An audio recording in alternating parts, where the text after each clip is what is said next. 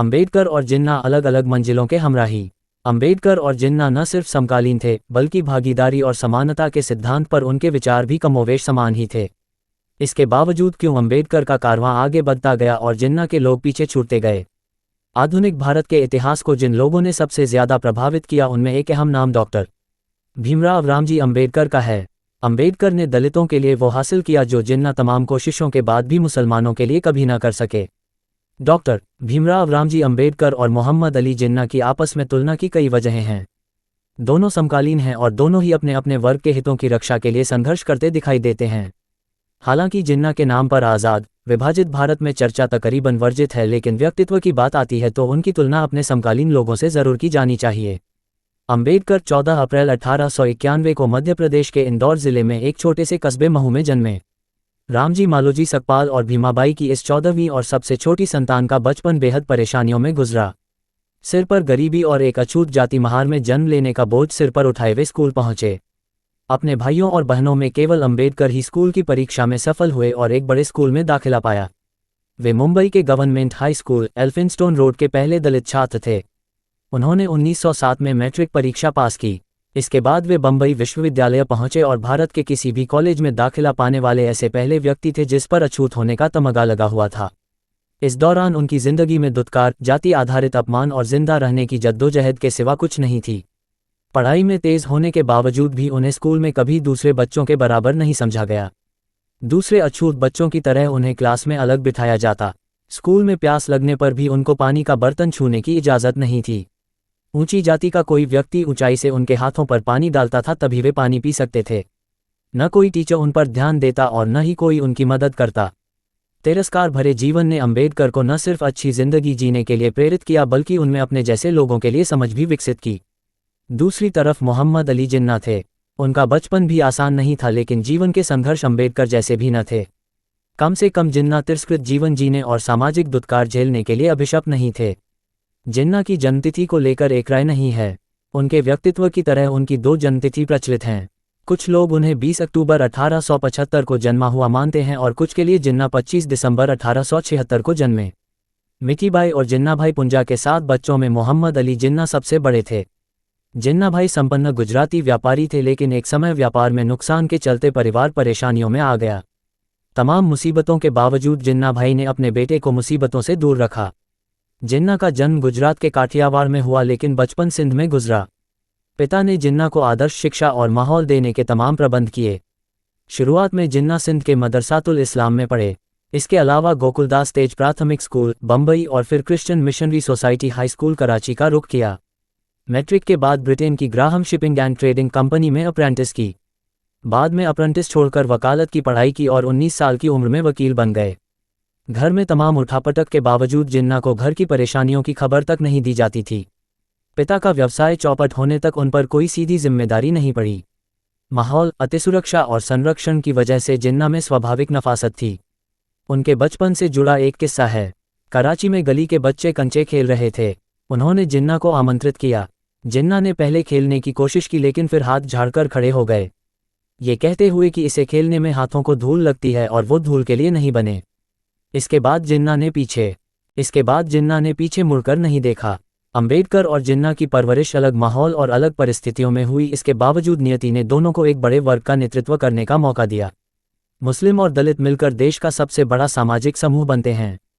हालांकि दोनों की परेशानियां अलग किस्म की हैं, लेकिन कुछ छीनने का एहसास और सामाजिक दर्द दोनों को जोड़ते हैं। अंबेडकर और जिन्ना के कांग्रेस से रिश्ते तकरीबन एक जैसे रहे। दोनों का ही मानना था कि कांग्रेस और ब्राह्मणवादी व्यवस्था के चलते उनके वर्ग के अधिकार सुरक्षित नहीं हैं। शुरू में दोनों ने तकरीबन एक जैसी नीति अपनाई। कुछ दिन साझा संघर्ष भी किया, लेकिन नियति ने दोनों के लिए अलग अलग रास्ते लिखे थे। 1923 में डॉक्टर ऑफ साइंस की डिग्री हासिल करने तक अंबेडकर काफ़ी मशहूर हो चुके थे। 1926 में उन्हें बम्बई विधान परिषद के लिए मनोनीत किया गया। अब अंबेडकर समाज में बराबरी लाने के संघर्ष में शामिल हो गए। 1927 में डॉक्टर अंबेडकर ने छुआछूत के खिलाफ व्यापक आंदोलन शुरू करने का फैसला किया। उन्होंने पेयजल के सार्वजनिक संसाधन समाज के सभी लोगों के लिए खुलवाने, अछूतों को हिंदू मंदिरों में प्रवेश करने के अधिकार के लिए आंदोलन किए। इस दौरान उन्होंने मुख्यधारा के राजनीतिक दलों के बीच जाति व्यवस्था के उन्मूलन को लेकर उदासीनता की कड़ी आलोचना की। इधर जिन्ना 1896 में भारतीय राष्ट्रीय कांग्रेस में शामिल हुए। जिन्ना उस समय देश में बेहतर शिक्षा, कानून और समान अवसरों की मांग के समर्थक थे। उसी दौरान वो इंपीरियल लेजिस्लेटिव काउंसिल के सदस्य बने। जिन्ना ने बाल विवाह निरोधक कानून, मुस्लिम वक्फ कानून के लिए काम किया। वो सैंडहर्स्ट समिति के गठन से जुड़े जिसके चलते देहरादून में भारतीय मिलिट्री अकादमी की स्थापना हुई। इस बीच 1906 में मुस्लिम लीग की स्थापना हो गई। हालांकि जिन्ना मुस्लिम लीग से दूर ही रहे।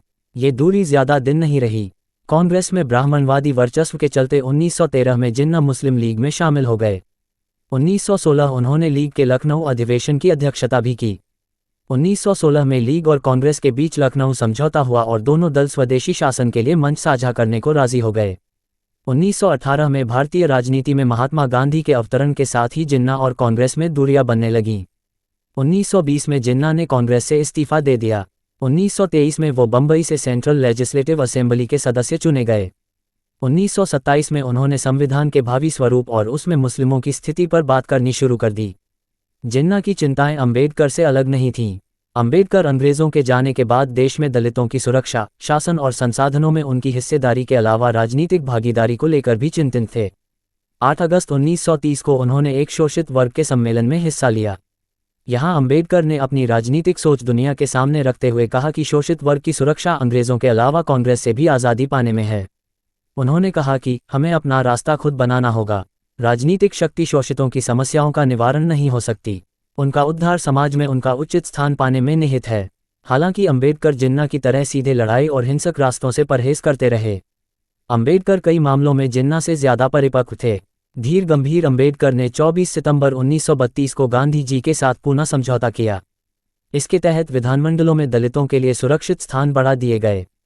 पूना समझौता अंबेडकर की परिपक्वता को दर्शाता है। जिन्ना की अधीरता उन्हें समझौते के रास्तों से दूर ले गई। अंबेडकर ने दलितों को एहसास दिलाया कि जिस जमीन पर वे रहते हैं उसमें उनका भी हक है और जिस आसमान के नीचे वो सोते हैं उसमें उनकी भी हिस्सेदारी है। यही अंबेडकर का सबसे बड़ा कारनामा है। उन्होंने दलित समाज से कहा, शिक्षित बनो, संगठित हो, संघर्ष करो। संगठित हो, संघर्ष करो। हालांकि जिन्ना और अंबेडकर दोनों ही पश्चिमी लोकतांत्रिक मॉडल के समर्थक थे, लेकिन एक व्यक्ति एक वोट को लेकर दोनों सदा सशंकित रहे। यही शंका दोनों को तथाकथित मुख्यधारा से दूर किए रही।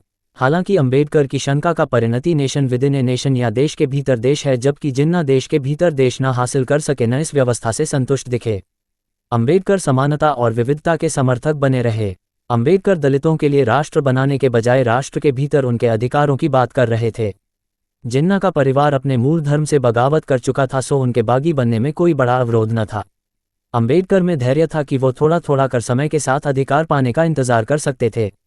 जिन्ना की अधीरता उन्हें सब कुछ एक साथ हासिल करने के लिए प्रेरित कर रही थी। भीमराव अंबेडकर लोकतंत्र की मजबूती के लिए 2 चीज़ों को बेहद जरूरी मानते थे, पूंजीवाद और जातिवाद का खात्मा। जिन्ना समाजवाद चाहते थे, लेकिन पूंजीवाद के विरोधी कभी न बने। सामाजिक एकता, समरसता और धर्मनिरपेक्षता के बड़े पैरोकार बने रहे। जिन्ना सामाजिक एकता, समरसता की बात तो करते थे, मगर धार्मिक न होते हुए भी धर्म की पक्षधरता न छोड़ पाए। डॉक्टर अंबेडकर ने हिंदू धर्म में ब्राह्मणवाद का विरोध किया और धार्मिक कट्टरता को देश के लिए खतरा भी बताया। अंबेडकर देश में दलित और दूसरे अल्पसंख्यक समूहों की परेशानियों में समानताएं देखते थे और अक्सर साझा संघर्ष की बात भी कहते थे। विरोध बढ़ा तो डॉक्टर भीमराव अंबेडकर ने हिंदू धर्म त्याग कर बौद्ध धर्म अपनाया। जिन्ना का विरोध देश के बंटवारे की हद तक गया। बड़ा सवाल यह है कि अंबेडकर और जिन्ना ने क्या हासिल किया और 70 साल बाद दोनों के मानने वाले किस हालत में हैं। अंबेडकर के पूरे समाज ने उनमें आस्था व्यक्त की। आज़ादी के 70 साल बाद भी अंबेडकर अपने समाज के निर्विवाद नेता हैं। वो अलग दलित राष्ट्र नहीं बनाकर गए, लेकिन दलितों में इतनी चेतना जरूर भर गई कि दलित इस देश के अंदर खुद को एक अलग मजबूत राष्ट्र के रूप में देखते हैं। हालांकि आरक्षण की व्यवस्था को लेकर तमाम सवाल उठते हैं, लेकिन इससे देश में दलितों को सीधे खड़े होने का मौका भी मिला है। इसकी परिणति ये हुई है कि दलित देश के भीतर अपने अधिकारों के लिए संघर्ष करने की प्रेरणा पाते हैं। देश में दलितों की आस्था आरक्षण की व्यवस्था और सबसे ज्यादा इस बात में है कि जो संविधान ये अधिकार दे रहा है वो उनके ही नेता की कृति है। दूसरी तरफ जिन्ना को लेकर आम मुसलमान बंटा रहा।